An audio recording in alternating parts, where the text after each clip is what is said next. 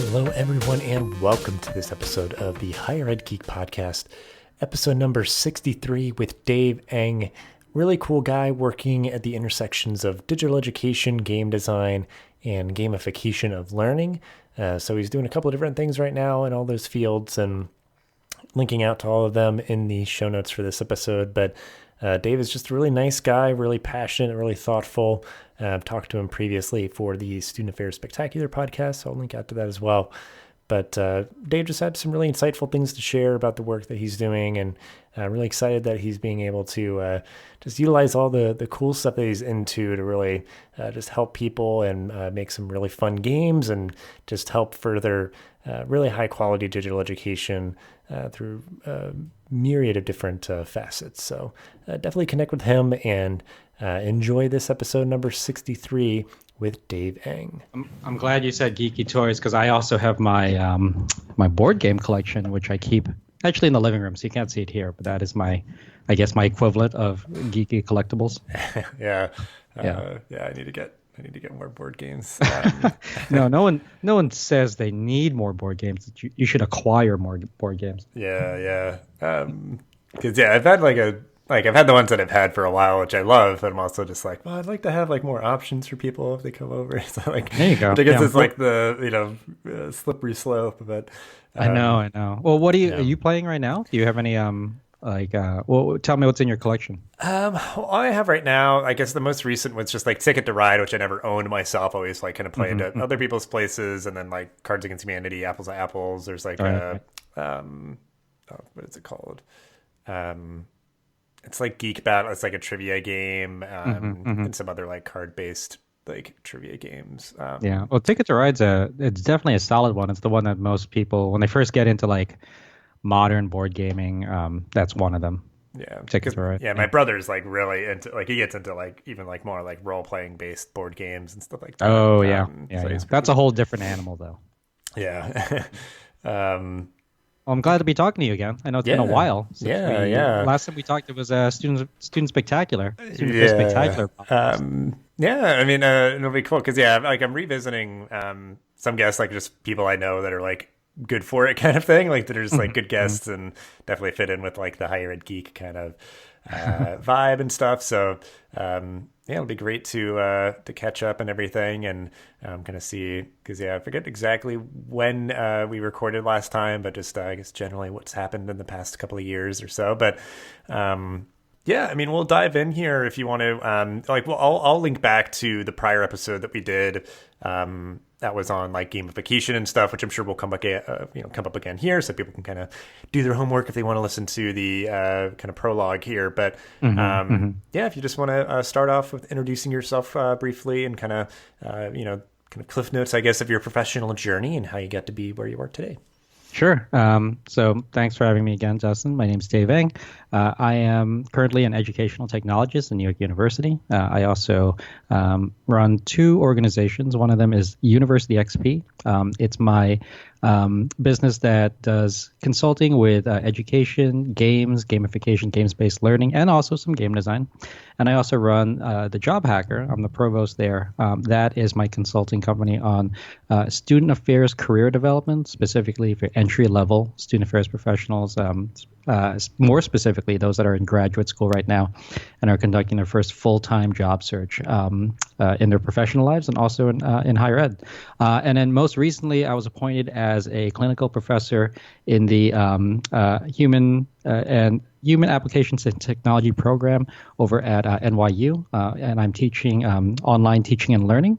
And I am also a professor of practice now at Troy University in their tabletop design program. So that is, those are all what I'm currently doing right now, but my background has been in higher education, student affairs. Student affairs was my second career. I first worked in advertising, but worked mostly in the Northeast in student activities, student engagement, service learning, study abroad, and also some residential life. So that is my background. I think that since we talked last, a lot has happened, and I'm just looking forward to catching up. Yeah. I think we'll dig in with each of those pieces of your current work because they all sound very cool and a lot of it very properly geeky, which I appreciate. But I guess because what I love hearing from like people who work professionally within higher ed, even outside, because it's kind of like my world, working with students who are coming up through getting their degrees and such. I'm just curious, I guess, if like anything, and you mentioned like starting out in advertising and maybe kind of like the connective tissue pieces or kind of how you want to take it, but like what were those like formative experiences for you like in college and like those early years that you feel like are still resonating with you, that you still think about, if it's maybe like a piece of advice or a mentor or something that you're involved in? Like what are those kind of like pieces of your origin story that like seem like they kind of are always salient or like always kind of relevant to, even though you've done a lot of different things and really now kind of breaking out on your own with these like different ventures and different things like that? I guess I'm just curious, like, if it's just from like undergrad, college experience or anything, I guess maybe from like those early career days. Yes, I'm glad you asked that because I saw myself when I went to the University of Hartford for undergrad, that I saw going to college as an opportunity to reinvent yourself. And I know a lot of students that I've worked with in the past and a lot of graduate students that I've mentored see that as well. And there's this like transformative process that I feel has permeated a lot of different stages in my life. So when I went to the University of Hartford, I just knew that I wanted to go to school out of state. And I only got into two schools, Hofstra University and the University of Hartford. So I went to the University of Hartford. And there, the way I summarize it for a lot of people is that college is great, except for the fact that I have to go to class because everything I was doing that I felt were most memorable was happening outside of class. Like I started my own improv group. I was a Red Cap, which is an orientation leader at that institution. I worked for the student union. That's where I met my mentor, who was the director of the student union and student activities there. I was also the president of my fraternity, and I just loved that aspect of college. And I think that's what got me into student affairs because I ended up to this point where I asked my advisor, I was like, hey, listen, I think I want to change my major, but I want to change it to something where I can still graduate on time. And my advisor just said, well, you have enough credits to graduate with a degree in communications advertising. You want to do that? And I was like, yeah, sure. That sounds great. Like not even really thinking about it.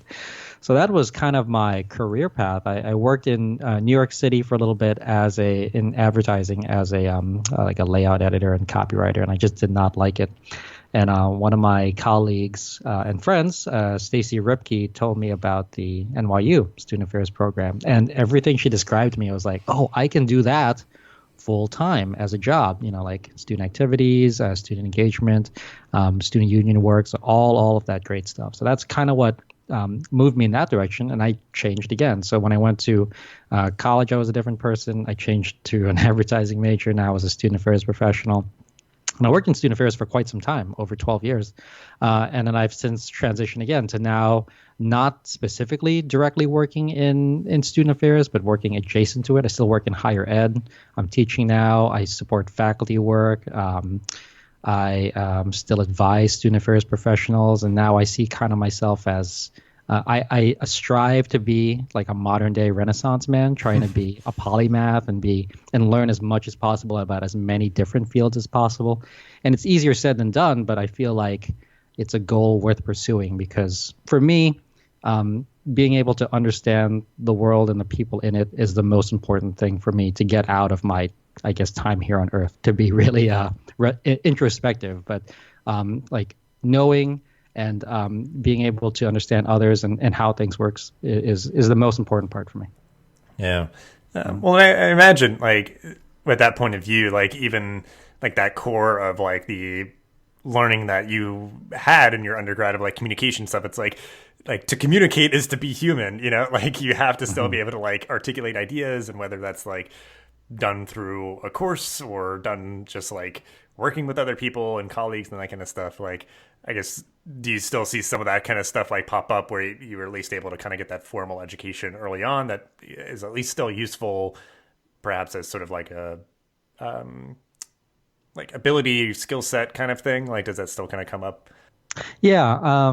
So like I know there's a debate right now about higher education in general and kind of the direction that the field is going. Specifically, like it's debatable about like the cost of education since it's been inflating, and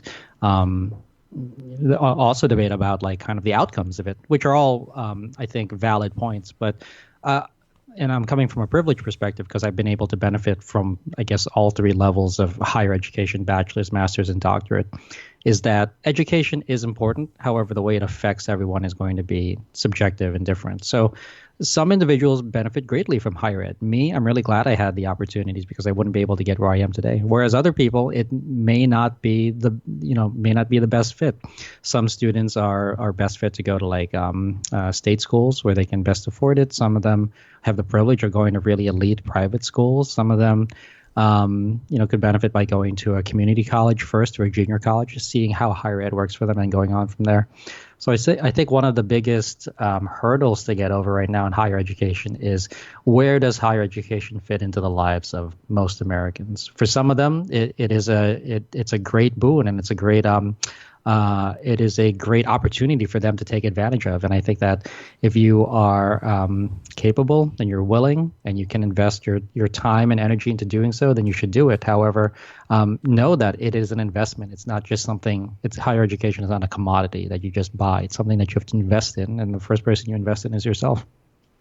Yeah. Well, and it's the idea that like, to some people, it's like, oh, I don't even use my undergrad degree. Like it was a waste of time. And it's like, yeah, like you said, it's going to be very like subjective where, the way that I look at it for me, it's like I graduated with a history undergrad degree, but it just very much informed by like contextual understanding of just like the world, that everything kind of had like a cause and effect of why we're here today is just a series of choices and decisions and, consequences and those sort of things. So like there is like a roadmap that we can kind of trace back to see like, oh, okay. Yeah. I mean, like we created this policy, which did this or didn't do that, like it there's always like a context for, anything that exists, and yeah, like you said, you just kind of have to sometimes really like reflect and find that, find what you got, from it, reflecting because like you said, it could be, you found like a mentor or some people it is through like a Greek organization, like finding a community and network and affinity and those sort of things that can just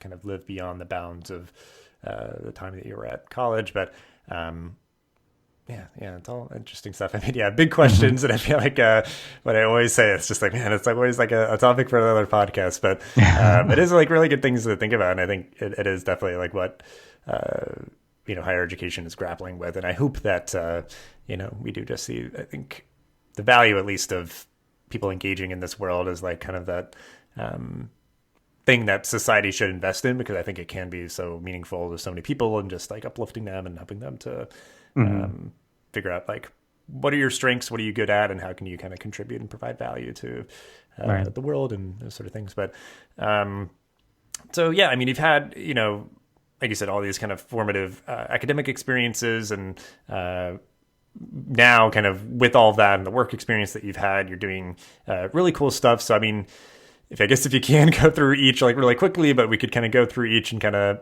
pause and process or whatever. But like with all the things that you're doing now, like what's really engaging you about, like, I mean, maybe just at the kind of higher up level, like the diversity of things that you're doing, like just the value in that, like what you're getting out of just doing many different things, and then maybe what you're getting out of each of them. Because I guess, some people it is just like the focus is important, just like I'm going to do one thing, do it really well. But I know, a lot of people do also have like side projects. Like they do want to be like, speaking or writing and podcasting, like all this sort of thing. Like I found value of that as like a creative outlet. So I guess, yeah, just talk about that, or just all the current work that you're doing now and kind of what's engaging you and what you're getting out of it. So I think that the work I'm doing at NYU right now, working in educational technology, has been really great and incisive and interesting because unlike student affairs, I don't work directly with students anymore. I work with faculty members directly. And at the School of Professional Studies, most of our faculty members are subject matter experts, SMEs, SMEs, in different industries. And they are experts. They're top of their field, top of their game, but they may not have ever taught before. and consequently, they may not have ever taught online. So when I work with these different faculty members, it's not only an aspect of describing what pedagogy and andragogy and the specific student experience is, but it's helping translate that course that's living inside of their head right now onto paper and then eventually online, because teaching is not an easy thing to do, and then teaching online for the first time is going to be doubly complicated. So like a lot of the faculty members we work with are incredibly talented and well connected, but when it comes to teaching and learning online, that is an area of challenge and growth for a lot of them. So I think that is that is one of the areas that I enjoy working with most, because all of this great knowledge is living within them, but it needs to be connected through students through these courses that they're teaching. Specifically, working with the job hacker has been very good, because I think that all of the time I'd spent in student affairs, I had always had mentees of some sort, either at conferences, through NYU, my graduate program, through professional relationships, anything else. And for the most part, all my mentees were entry-level student affairs professionals, and they kept asking me the same questions about the student affairs job search. So when I decided to leave working directly in student affairs, I started this company because I saw this as an opening to serve this specific population.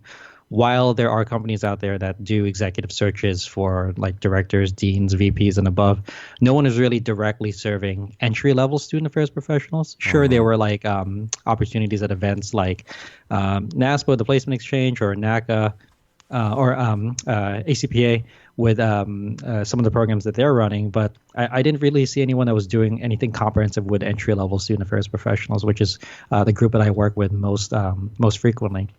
University XP is an organization that another consulting business I founded because my doctoral dissertation was on games-based learning, and this was something that I had created because I just thought it would be fun. So for both the Job Hacker and University XP, I'm blogging on a weekly basis. Job Hacker is more applications focused, like what you should be doing in the job search and how to best manage your own job search, whereas University XP is just like, I am just talking because I find what I'm talking is interesting. What I'm talking about is interesting. Like, well, my latest post at University XP was about the ethics of gamification. Like, gamification is already around us in many different formats, but have you really thought about like what is the impact on individual users and players? And I don't know if you've ever seen the Black Mirror episode Nosedive. Have you seen that? Yeah, like that is an application of gamification where there are severe ethical ramifications of using this rating system. If your audience has not seen Nosedive, the Black Mirror episode, I suggest you check it out on Netflix, or you use your uncle's, brother's, father's, cousin's, former college roommates' Netflix account and check it out. But a summary of the episode is that everyone lives in this world where everyone is rated on a 5-point scale, and the things that you can do, the places that you can go, the things that you can buy is all based on your rating. So you're incentivized to have only positive interactions with everyone else. And while that sounds good on its face, it is actually not great in practice. So I enjoy writing about those topics because I think a lot of it is just more of a thought experiment for me than anything else. And then teaching at Troy University and NYU has been interesting so far. I've taught online before. Well, this is different because these are going to be for NYU for professional populations. I'm teaching, I guess, in a meta sense, I am teaching others online how to teach others online in online courses. And for Troy University is interesting because I'm also teaching that class online, but it is a tabletop design class. So it is challenging in order to communicate different aspects of game design, specifically in a medium that is non-digital, and teaching them through a digital medium. So it's challenging so far, but I see it as an opportunity for me to continue stretching in that area that I was talking about with University XP. But I enjoy all of it. I have my hands in a lot of pies right now, so I'm pretty busy, but I do enjoy what I'm doing right now and the direction all of it is taking me. Yeah, I mean, and it's just like, I think you've curated a lot of knowledge, or it's stuff that you're sort of engaging with, and with stuff like you did for your doctor, like it's like you're not confining it to like, oh, it's just like a book on a shelf or something like that. Like, yeah, it's there. I mean, if somebody literally wanted to read it, I know, typically it's uploaded and sort of like, available for posterity, but you're also like actively engaging people in stuff that you've sort of curated. And I think that's so helpful because it's like so many people like write amazing things for like papers for like, like different programs that they're in and for courses and stuff. But then like nobody ever gets to see them except their faculty member. So it's like, it's like really cool if you're like, yeah, I was thinking about this like sort of, theory of student development or something. And it's like, make it a blog post or like make it a conference presentation or something, like try to get that knowledge and that stuff that you're thinking about out there. And I appreciate that you've like made yourself very available to like, teach courses to engage people on teaching online and tabletop design. And then, like helping people with job search stuff and all of that. This very kind of like, serving people however and wherever they might need it. Cause it's like difficult, like with the tabletop stuff, like you said, to teach it in a digital way, but it's also like, well, if you were to do it in person, then it just, it'd be unfortunate now because we have so many great tools to be able to create high quality digital education. So it's like, okay, well, only if you can come in person during this time to where I am, you can, it's like, so it's just like, oh, it'd be a shame if that was the case. Like it does, it would lend itself to be a even more, kind of tangible and visceral and all that. But, just kind of like looking at it as like an opportunity, to figure out like, okay, well, how would I do this so that I could reach more people, anywhere they are, and how to design, like create like tabletop games and stuff. So, yeah, one of the things I was struggling with was, I was talking to a colleague, and I was talking about the blog, and I was like, I'm thinking about writing all this stuff, but what if I'm wrong about all, like everything I know about games and gamification, games-based learning? What if I'm wrong and I'm just like spreading misinformation out there, kind of like this imposter syndrome mentality? And what he said was, what if you're right and no one knows? Right? If you're right and no one knows about it, then what is the bigger loss, And now I think I see that in practice now, because I'll write about something on University XP about games or anything else, and people will comment and they'll ask questions, really incisive questions, and not to be combative or anything, but like they're really challenging what I'm thinking and the kind of the conclusions I've made. And I guess my background now in academia, it forces me to cite my sources and make sure that those conclusions are supported. So I guess I may not use everything I learned as an undergrad, but since I graduated from Northeastern with my doctorate, I write and I research every day, and it's something that has become, it's not just an exercise anymore, but it's part of like what I do on a regular basis and part of my identity. Yeah. Yeah, I think that's a great way to look at it.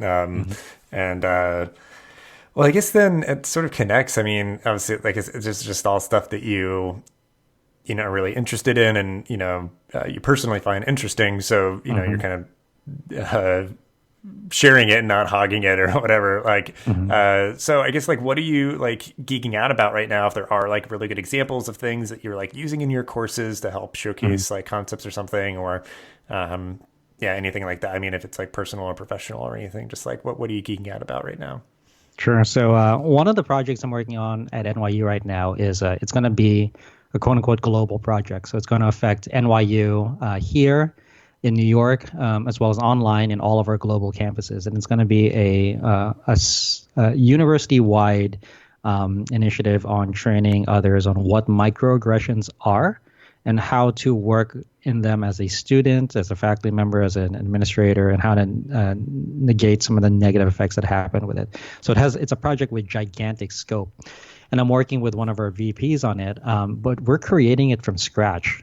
Meaning, if you've ever worked with anyone that's put together a course before, like normally you kind of have like, what are the learning outcomes for your class? It's something that came down from like the chair or something else. Like this is what the class is, and this is what you're going to get out of like the 8 or 16 weeks. This one, we're creating it from the ground up. So we don't even know, we know the title of the class, but that's pretty much it. So we're creating this content from the ground up. And I really see opportunities here where some of what I know in gamification and games-based learning can be used in application in this process.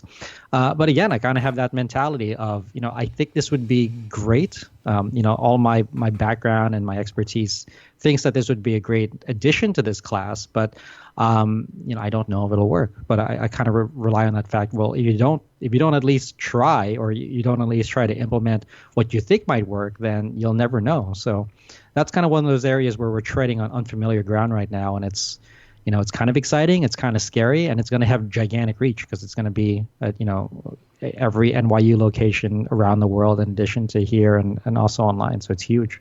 Yeah, Yeah. Yeah. But I mean, it's like, that's one of those things. I think some of those things are done as like workshops in person for like orientation courses, but it's like, how can we like do that? But again, like digital and sort of asynchronous, like people to engage with this content, make it high quality and make sure that is like, yeah, like we decide what the learning outcomes would be and I hope that it achieves that and be able to, measure like completion rates and things like that. Cause I mean, that's like part of the value of it, making it into a more digital learning module versus it just being like a facilitated workshop. But and that's really cool. I mean, and it's like stuff like that where it's just like those are like very worthwhile things to geek out about. Like I appreciate when people put in like a lot of enthusiasm and energy and all that. So well, I guess I'll jump to like, with all of that, like anything, again, it can be more fun or more kind of like educational or maybe it's a little bit of both or whatever, but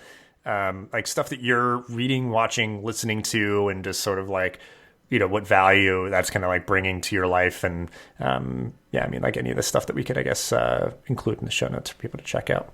Right. So I think that I read a lot of different diverse sources. So like I did at the very beginning read a lot of Chronicle and Inside Higher Ed because working in student affairs, it's good to be appraised of those different aspects there.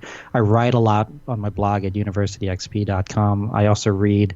Let's see. There's EdSurge. There's Evolution. Those are two really good sources for kind of educational technology, information technology. I also read. Let's see. There's a Jasper Jules blog on gamification and game-based learning and basically like ludology, the study of games. I guess in terms of watching, so I am I guess it's over now, Game of Thrones fan. I was watching a lot of Alt Shift X because he does kind of like the incisive review on each Game of Thrones episode. I don't know if you are a Game of Thrones fan or have seen that channel before, but he's like one of my favorite YouTubers that I watched.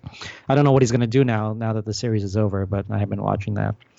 And just right now, I guess to get over my Game of Thrones fix, I've been watching Chernobyl on HBO, which I realized that I was like one of the only people that started watching that show that knew how it ended because I for some reason I had studied that disaster, I think, in like high school or elementary school or something else. So I kind of knew what was happening, but everyone else treated it as like like a drama where you don't know what's going to happen next. And to be honest with you, after watching it, it's a great drama because like kind of like the incisive the incisive thing that I've discovered for a lot of good television and movies is that especially as I've gotten older, I may not always agree with everything that characters do or say on screen, but if I can empathize with them and if I can understand their motivation and their viewpoint, I think that is great film and television. Like I don't have to agree with what they're doing, but I want to understand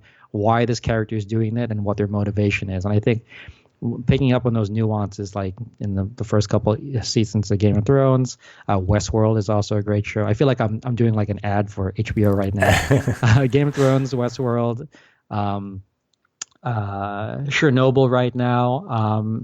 They're just all great like character studies on why these people do what they do. And again, I may not agree, but I empathize with their position. I think that's the most interesting thing to watch for me. Mm-hmm. Yeah. I mean, it makes sense. Yeah. I mean, just watching a lot of television. Yeah. It's like you can start to see like and compare examples of like, yeah, like good examples of that, of like really good character development. And then like you understand their thinking. And then when it's not done well, it's just like very like whiplash of like, why is this character behaving in this? I don't understand. Like they're just like, it's convenient for this episode to make them do this. And the next episode, they'll be completely different. And I guess like Chernobyl, like I'm forgetting exactly when it happened, but it must be long enough that, yeah, like people forgot that was the thing that happened. And again, as like a history major, of like, I have like a faint familiarity with that. I know that like just that name kind of sticks out to me. And it's like, I know what happened, but it's also like, oh, I don't remember exactly when it happened or like what happened with it. But like, yeah, it's like, I know how it ended, like it's basically like Titanic. It could be people are like, oh, I don't know the exact details, but it's like, I know what happened there. But yeah, I've heard good things about that. That seems like it's, people's like rebound of Game of From Game of Thrones. Yeah. Thrones. Yeah. Yeah. It's Yeah. like, hey, if you still have your like HBO subscription for like another month, then, check that out. So yeah, I mean, all good recommendations. I think good diversity of stuff there. And, I think, yeah, I mean, it's just like engaging with really good stories. Like you said, it can like really build like the empathy of like, because I think if most people exist in a way where it's like, oh, I wouldn't have made that decision, so that like that person is wrong or that's like bad or whatever. It's just like you would be like, they're choosing to live their life in a way that I would not choose to live mine by the choices that they're making, but I can understand why that they why they would do that. Yeah. Yeah. And then yeah, I mean, just as like relaxation and release and everything. I mean, it's just like good TV can just be a nice way to unwind too. But yeah, I don't know, and I need to like sit down and just watch through the entirety of Game of Thrones. I fell off like many seasons ago, but Oh, you did? Oh, yeah, okay. so Yeah. I feel like it'll be a nice treat to just go through. But There you go. 'cause I have a problem with that. Is like if a show is just going on perpetually, I'm like, how long am I going to need to like like keep up with it? Especially like the shows that are on like cable and stuff. They're like 22 episodes long every single season. I'm just like, oh boy, okay, back for another season, another 22 episodes. Like That's kind of like what Walking Dead is for me. Like I was watching Walking Dead religiously, and then I was like, you know what, I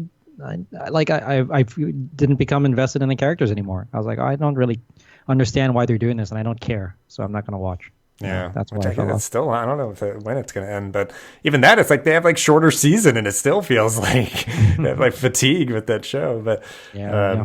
yeah, definitely credit to when like when a show can make 22 episodes feel like not enough, and then certain shows make like 13 episodes feel like too many. It's just fascinating. But regardless, so yeah, we'll definitely have ways. Connect with all the good work that you're doing and all the things that you mentioned as well in the show notes for the episode. But yeah, we'll wrap up the episode as we always do. Me as the eternal optimist, just like to hear what people are looking forward to in their job, life, and or the world. So it can be any one of those things or all of those things, but just yeah, anything that you are looking forward to. Sure. So I am in the past year, I've been developing this my first tabletop game. I had put it together, kind of like a rudimentary prototype, and I had pitched it to some publishers because my goal was to get a publisher to want to buy the rights for it, and then they would publish the game. They would make and publish and market the game, and I would earn royalties. I jumped into it head first. The game needed a lot more revision, so I'm working through that. I actually I got my first physical prototype of it, so I used a website called The Game Crafter to produce like an actual physical version of the game. I put together some art for it, and it's something to actually have like a game that you have created on your shelf, with your art and your name and everything on it. So I've been putting that together. I've been playtesting it some more. It still needs a lot more revisions, but I feel like I've come a long way since I've conceived it. So I'm really happy to be bringing it to the table. I have a local game group that I meet with every Wednesday, and I play with them, and they are gracious enough to help me playtest my game with them. So I'm going to be doing that tonight, and I'm very happy with the direction it's going in, and I hopefully it'll come to market within the next year. I sincerely hope that happens. Yeah, that'd be amazing. And I guess like because I know some people like I guess crowdfund to like just do it themselves more independently, but like yeah, it also would make sense of just like it's like no, I don't want to have to deal with that. Like you're doing like the fun part of like I want to like make like design the game, but then it's like please go like make it and distribute it and do whatever. But because I feel like that would be like the parts where I would get kind of like annoyed of just like logistics of like production and distribution and be like that's not the fun part for me. Like the fun part is just like coming up with like sort of the philosophy of the game, the design of the game, like exactly thinking through that. So. Yeah, I did not. I'm not saying that I will never go that route. I just, that's running a Kickstarter campaign is having another full-time job, and I'm not ready to take that. Right. Yeah, that makes sense. Mm-hmm. Well, I mean, yeah, that's definitely a big, pretty awesome thing to look forward to, and I think, just continuing to do the good work that you're doing across all the kind of endeavors that you have, and I'll be very excited to see, what comes of those, and because I've seen a lot of that content that you're putting out, and it's very cool. So, just appreciate your time, all that you shared, and like I said, just really excited to see kind of what comes of all that you're working on. And like I said, people can connect with you down in the show notes. But just have a good rest of your day. And again, thanks for your time. Thank you. I appreciate it. This podcast is part of the Connect EDU podcast network, bringing together diverse voices in the higher ed community. Check us out on Twitter at ConnectEDUPod or at connectedu.network. Thanks for listening to this episode of the podcast. Make sure to rate, review, and subscribe so you never miss an episode. Thanks again for listening, and we'll see you in the next episode of the Higher Ed Geek podcast.